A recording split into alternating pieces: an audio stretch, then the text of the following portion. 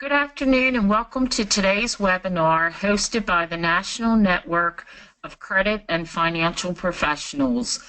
I am here today with Jerry Bailey, Executive Sales and Education Services Manager for NCS, who will be presenting on Pennsylvania lien law changes.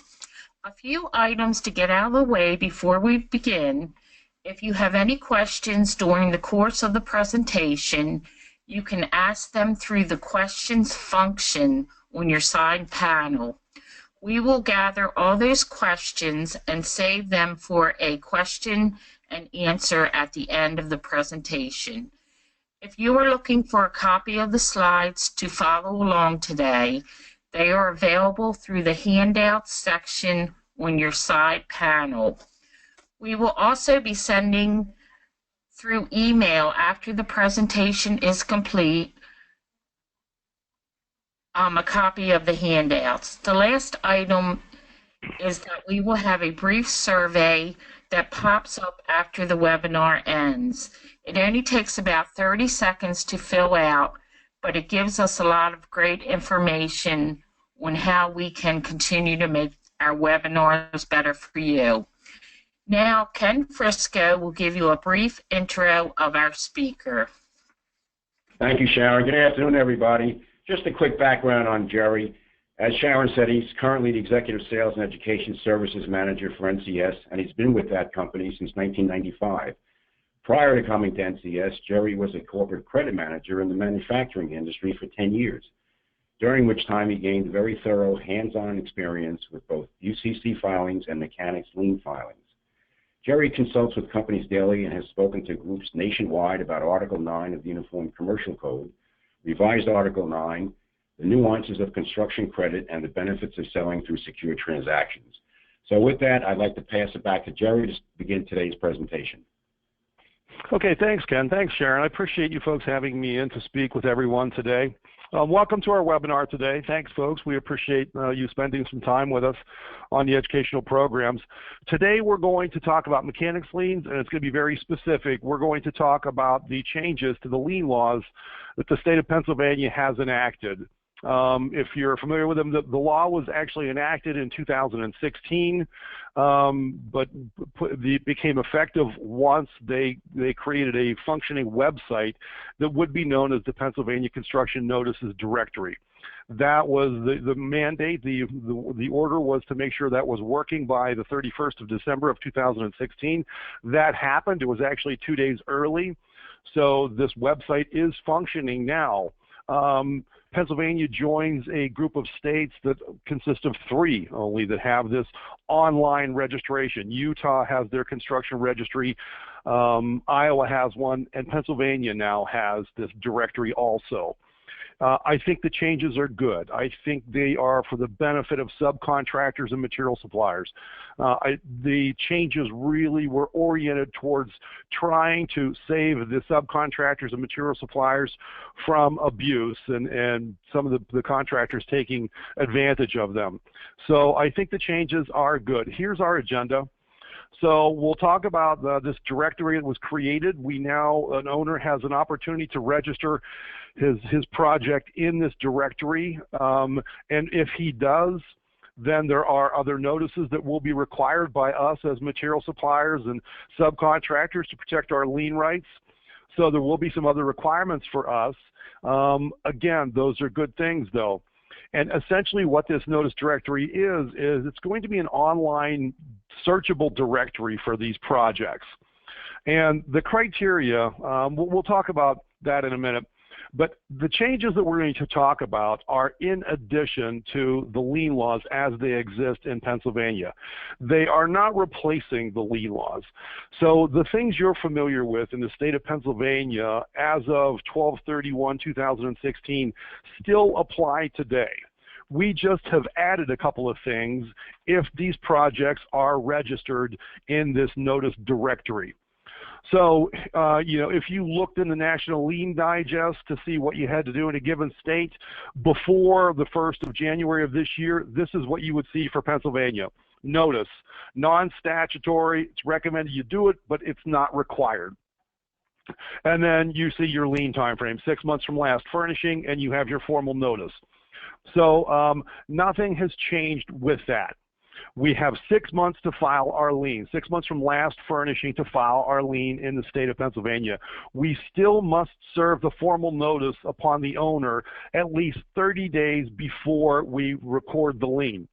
And there's several states that do this, and the theory behind that is they're trying to give the owner 30 days or so to resolve this problem before the lien actually gets recorded against their property. So that is still the same. We still have that formal notice 30 days before we actually file the lien, and our time frame is 6 months from last furnishing materials or services to the job site. So those things still exist. We still have to pay attention to those deadlines in the Pennsylvania lien laws. Here's what it has done and what the changes have done. It has created a construction notices directory. And the construction notices directory pertain to any projects that are over $1.5 million. And that threshold applies to the contract between the owner and the general contractor. It doesn't matter if our contract as a subcontractor or our arrangement as a material supplier is not over $1.5 million. If the contract between the owner and the general is over $1.5 million, it becomes what is deemed a searchable project. And the owner then has the option to register and create this project in the construction notices directory. And notice I said the owner has the option. It is not required. It is entirely the prerogative of the owner. If it's over $1.5 million, they can register it, and they will register it via a notice of commencement, is how they will create this project in the registry. Now, you would hope that most of the owners will embrace this. Ultimately, it is going to be in their best interests. This directory provides for some notices which are going to identify all of the parties that can possibly file liens against the piece of the property that's been improved. That's a good thing. The owner certainly does not want liens filed against his property. So if he can identify all of those people and make sure they're getting paid, then that will minimize his stress and his peril.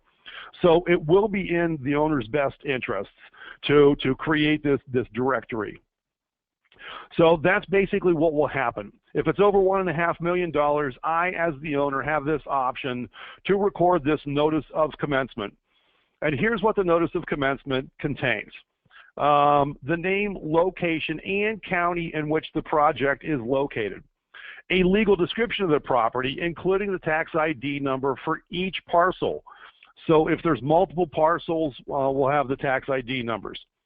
Name, address, and email address of the contractor and the owner of record. If it's a bonded project, the name, address, and the email address of the surety. And each project will have a unique identifying number. And this unique identifying number, it would probably be wise for us to start to adopt this unique identifying number in the paperwork we're using for the project. Our invoices, if we can into our contracts, certainly waivers of lien, we should be referring to this unique identifying number for this project. So we want to start to think about incorporating that. Now, the notice of commencement will be posted at the job site. As you can see, in construction credit, getting this job information is always one of the most difficult things to do. Now, this notice of commencement will have all of the information that we will need to serve our notices and protect our lien rights. And this is good. Pennsylvania now jumps into, they are the 8th state that has this notice of commencement. So the states that do, it's a really great thing. Most of the states, there isn't a registry like there is here. You have to request it from the owner, and they will send you the notice of commencement, and you then would have all the pertinent project information. This, in Pennsylvania, we're going to go into the registry, or the directory rather, and search on the project. If it's in there, we'll be able to take a look at the notice of commencement. It costs the owner $72 to register a project into the directory. So there is a cost for them. Now, we'll see. We can take a look in the directory. We can search for free. If we wanted to do activities in there, like do a notice of furnishing or a notice of non-payment or any other things, we have to then register with the registry. Now, if the owner does register this project via a notice of commencement, it now gives us some additional requirements that we must comply with as subcontractors and material suppliers.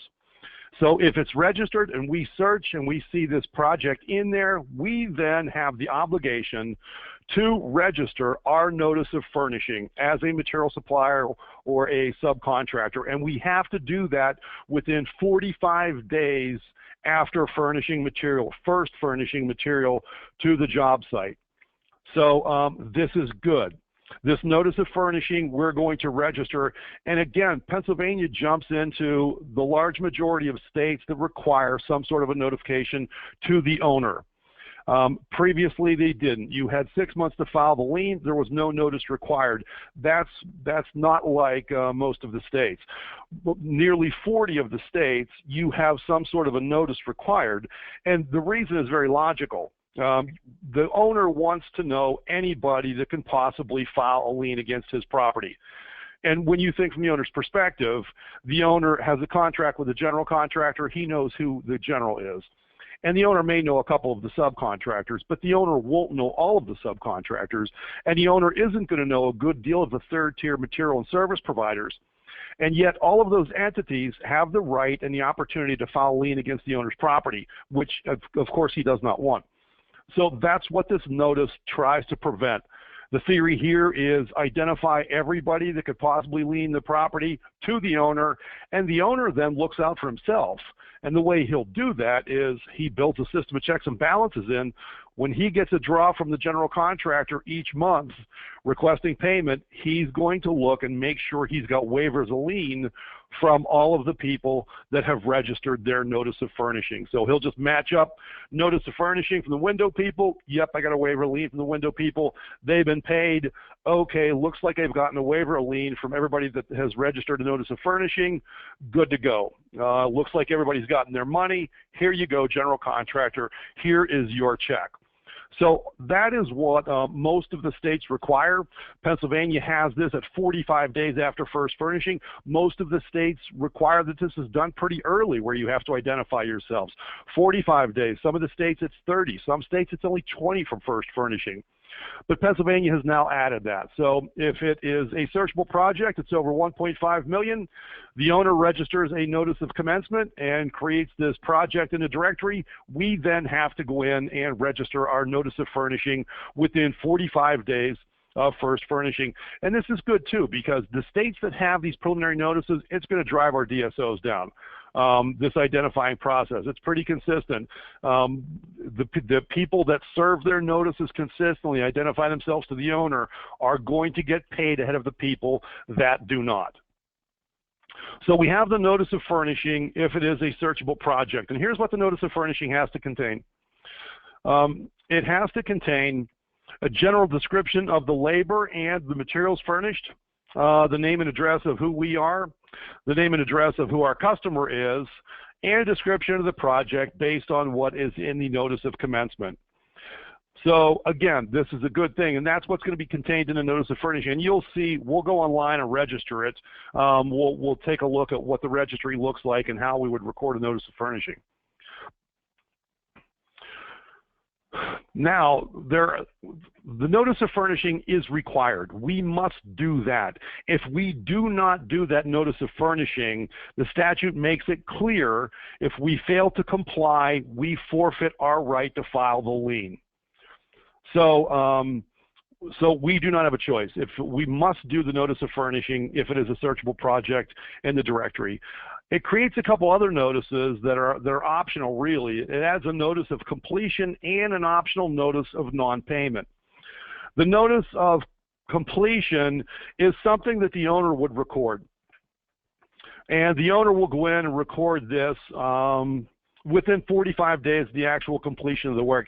It really doesn't affect anything. It doesn't change what we have to do. It doesn't affect the time frames and when we have to do it. It is completely the option of the owner. It's not a bad idea for us to know that this exists and see that it's out there, though it can help us outside of the lien process. It can help us. Maybe we're looking for our retainage, and we haven't gotten our retainage yet.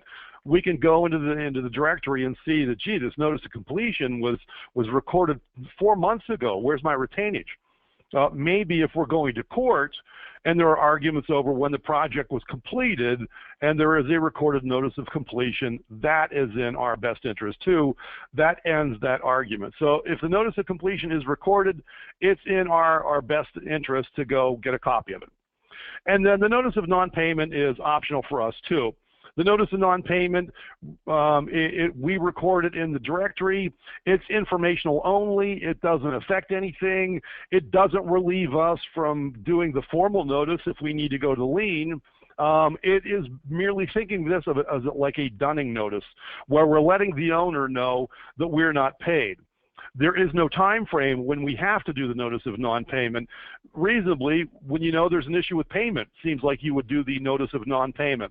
But this is a notice that we're going to record and register, rather, that basically just lets the owner know that, look, we haven't gotten our money and we think there's a problem. So those two notices, again, are optional. We do not have to do those, but you know, it's good ideas for us to be aware of the notice of completion, and if we have a payment situation, to make sure we send out the notice of non-payment and register that. So it also makes residential go unpaid balance. If you're familiar with the states view liens two different ways. Some of the states, our lien is capped by what is unpaid from the owner to the general contractor. That's what Pennsylvania has done on residential contracts now. So if you are furnishing to residential improvements, recognize that your lien will be limited to whatever the owner owes the prime contractor. So if you're a sub and you're due $5,000, but the owner has already paid the general everything he owes them, the statute is telling you you have an empty lien. You don't have any lien rights because there's nothing left to be paid. So that is something that we want to be aware of also if we're providing residentially.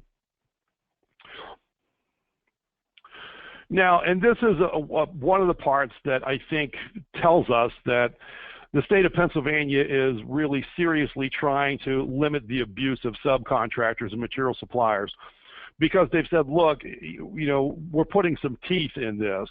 And the statute says subcontracts must contain notice that failure by a subcontractor to timely file their notice of furnishing may result in forfeiture of their lien rights. And also, it must say it's unlawful for an owner or a general contractor to request or encourage a subcontractor not to file their notice of furnishing. So this is pretty serious. And it further says, look, a violation of this is going to be considered to be a second-degree misdemeanor. And the subcontractor can sue to recover actual damages caused by violation if, let's say, they coerced you into not doing your notice and you lost your lien rights. Feasibly, you can look to them for the value of your lien now, actual damages. And also the courts may award the reasonable attorney's fees, costs, everything like that. But if you're general contractors, you're going to have to get that verbiage into your subcontract. And if you're subcontractors, when you're getting your contracts, this verbiage should be in the subcontracts that you are getting. So now if you go in, when you look at the National Lien Digest, the rules will say very quickly, 1, notice searchable projects within 45 days after first furnishing, we must register our notice. And we kind of compare it to the Utah State registry that they have, and I think Pennsylvania tried to mimic it after that. They're very similar.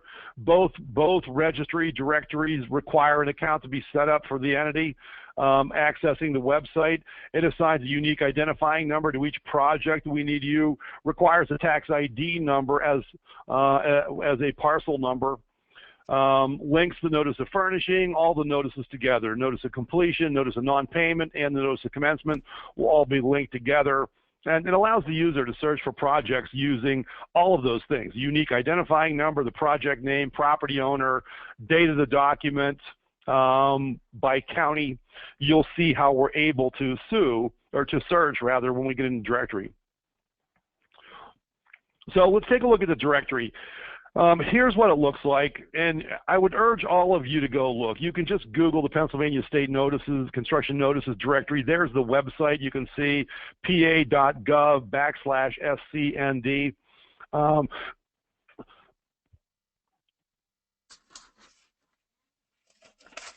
This is the first page.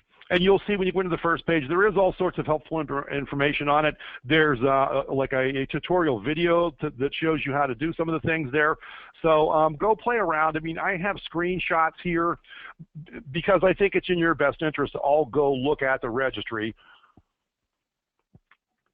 Excuse me. Whenever you get a chance, go look. But the notice directory, I mean, the state of Pennsylvania is pretty clear. They have a blip that says, look, the Department of General Services is not responsible for the accuracy of the information provided in the directory. So, and also one of the questions we had, I believe, would, who was going to monitor all of this and make sure the notices of commencement are served in time. And actually, it was our understanding, you normally file the notice of commencement prior to first commencement. Who is checking to make sure the owner or GC is filing within that time frame? No one.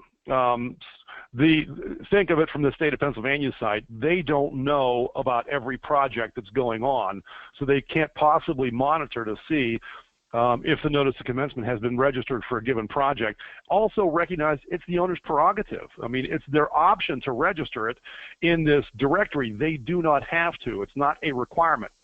So it's going to be up to us to go search and see. When we get on a project, that's going to be our first line.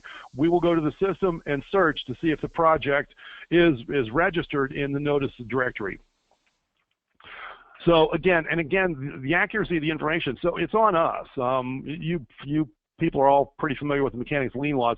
If we screw something up, it's our fault. It's our own lien. So you don't take the information that's in the directory and use it as gospel.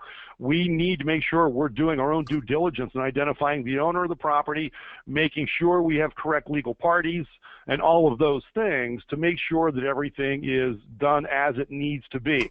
So don't just grab information out of here, especially if you have large dollar amounts for your projects. You still want to do your verifications and double checking to make sure you have the correct legal parties and that need to be identified in this.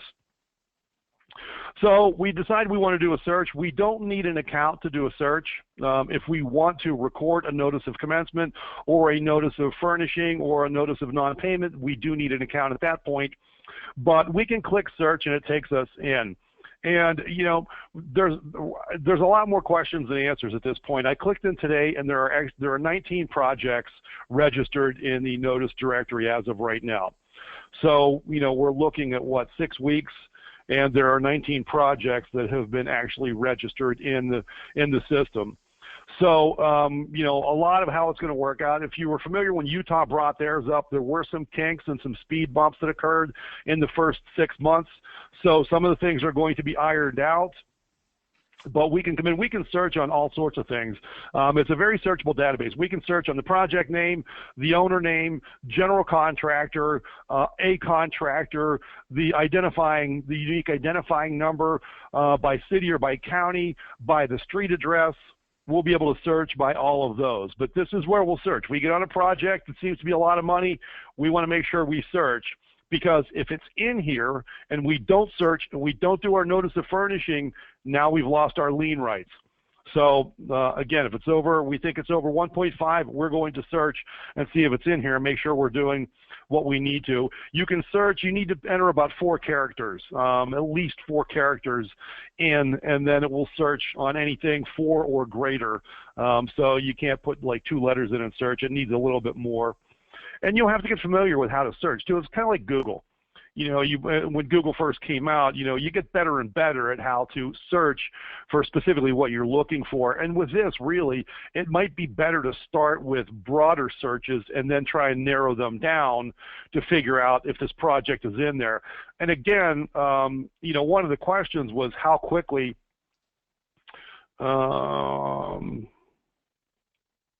how quickly does it show in real time? There's 19 projects. So as of right now, the NOCs that are recorded against the projects are posted at least daily. I don't know if it's any sooner than that, though, and I don't know if they're viewable in real time. But the notice that we'll see here, when we look at the searchable database, I mean, here's the projects. So we're looking at basically a couple: Dick's Sporting Goods, Hamilton, United Business, and Boyd's 2017 renovation. And you can see, like for this United Business Park, United Drive in Shippensburg. So there's not even a street number in the address. So again, recognize the system will take whatever you put into it. We still need to make sure we're verifying the information and making sure we got the correct property, etc. So don't trust the information that's in here. But we can click in this information icon, and it pops open, and it will give us additional information. It opens the project, and it says, okay, here's the notice history. On the 30th of December, Peter Norman Esquire, on behalf of the owner, recorded and registered this notice of commencement. And then shortly after that, on the 12th of January, Tag Lumber registered their notice of furnishing. And you see out here, we can take a look at them. So that was one of the other questions is, can you see and upload and download the notices? Yeah, you can. We'll be able to do that, and we'll see how that happens in a minute here. And then download, we just go down. We can scroll down. It gives us the project information. Here's the property owner, again, with an email address for the property owner. And then the contractor and the project name, and again with an email address for the contractor.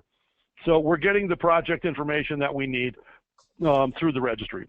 But if we want to go look, we would click on that little that PDF icon, and we can see. So for this project, here is the notice of commencement, and we can print it out, download it, whatever we need. And if you notice, it is date and time stamped. The notice of commencement will be date and time stamped, and the notice of furnishing will be date and time stamped also. So that was one of the questions was regarding timing and how soon is it going to show. Even if it doesn't show until maybe they update overnight, everything will be date and time stamped as to when it was recorded in there. So that's the notice of commencement. You can see all the information from the notice of commencement. Here is the notice of furnishing and all of the information that's contained in the notice of furnishing, including the party that recorded it. And then here is the second page of the notice of, the terms and conditions for the notice of furnishing. So again, there's about 19 projects in there now, not a whole lot of activity.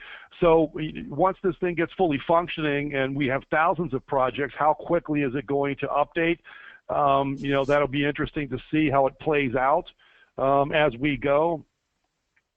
But, again, that's just something that as we go, we'll have to wait and see how that happens. So before we review, here's some of the questions that we had. Project is closed, but less than the threshold, and then the threshold changes in any way that meets or exceeds the threshold. Do they now have the option to file the notice of commencement after commencement? So, good question. So maybe a project is $1.4 million, and then they put a change through for $200,000, which pushes it over the 1.5. There aren't any provisions in the statute for filing a notice of commencement after commencement of the project. Now, and the issue for me would be, okay, let's say this happens 4 months after the project has commenced, and now the owner records and registers the notice of commencement.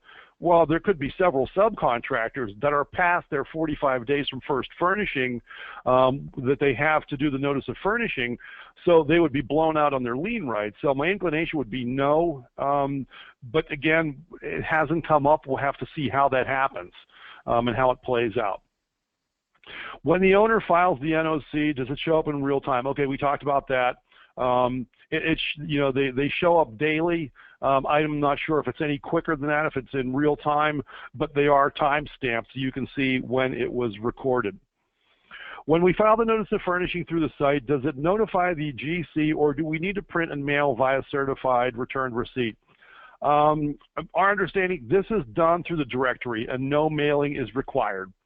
The directory will provide a printable receipt as proof of your notice of furnishing, so you can print that out once you register your notice of furnishing, and it will probably be a good idea once you do and it registers and you see it to print it out with the date and the timestamp so you have proof of your registering of your notice of furnishing. If the GC's owner GC's contract is a no-lien, non-lien filed contract, and they still file the NOC, the Notice of Commencement, does that void the no-lien contract clause? There isn't any indication in the change that indicates that filing a Notice of Commencement would void the no-lien contract clause. What is the cost of the subcontractor set up an account? We haven't done it yet. I know it's $72 for the owner. I don't know if Pennsylvania is going to change once we actually go in and set up an account and serve one. We'll better know. But as of right now, I'm sorry, I'm not sure. If we file a notice of furnishing, do we have to follow up with filing a notice of non-payment to secure our lien rights, and what is the time frame? We kind of covered this. The notice of non-payment is informational only. It is not required. It is our option. Practically, when would we do it? Well, once we know there is an issue with non-payment, that would probably be the good time to go ahead and do the notice of non-payment and register that in the directory. That's what we have to cover. The changes have gone through. Anything over 1.5 million becomes a searchable project. It's the owner's option to record it and create a project in the directory. They do that via this notice of commencement.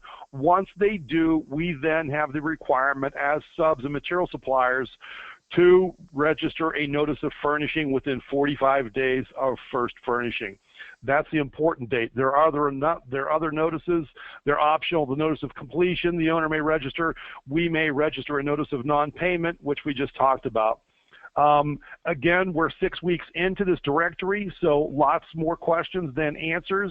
As we go through, if we don't cover things today or you think of questions after this, please don't hesitate. There's my information. Take it down. And feel free to contact me, email me, or call me with updates as to what's going on with the directory. Again, I think these are good changes. It is for the protection of subcontractors and material suppliers. It does provide us visibility to the owner now. If he registers a project, we can get visibility with the owner much earlier than we could. Without the notices, I think those are all good things that will lead to protection for us as subcontractors and material suppliers. With that, if we have any questions. Yes, Jerry, there is one question posed by Bert. He asked, is there a time constraint for owners to register their job? If we check and don't see our job and 45 days pass, but owner registers after our last furnishings as an example. Yeah, if the owner is late in registering the project, again, it doesn't say anything that allows for the owner to register the project after commencement of the project. So will that come up? Possibly, and we'll have to see what happens there. But as of right now, the statute does not cover or provide for the owner to register the project after commencement. But stay tuned. And I also want to tell everybody, stay tuned. If you're not with the folks at the Federation and with us too, we have a blog and we put a lot of stuff out on social media where we'll be updating the things that are happening with their directory and little things like that. Little nuancy things that, they come up and we'll address them and publish them to the world and let you know, look, here's what happened and here's how it was handled. Okay, Jerry, there are no more questions. If anyone does have any questions, I will provide Jerry's email when I send the PDF version of the presentation later today, and you can follow up directly with Jerry. Okay, thank you. Okay, thanks for having me, and I appreciate it. You're welcome. With that said, we are going to close today's webinar. I would like to thank Jerry Bailey for taking the time to present to our group today, and I thank all today's attendees for taking time out of their day to join us. Thank you all again, and we look forward to seeing you at the next webinar. Thank you, Jerry. Thanks.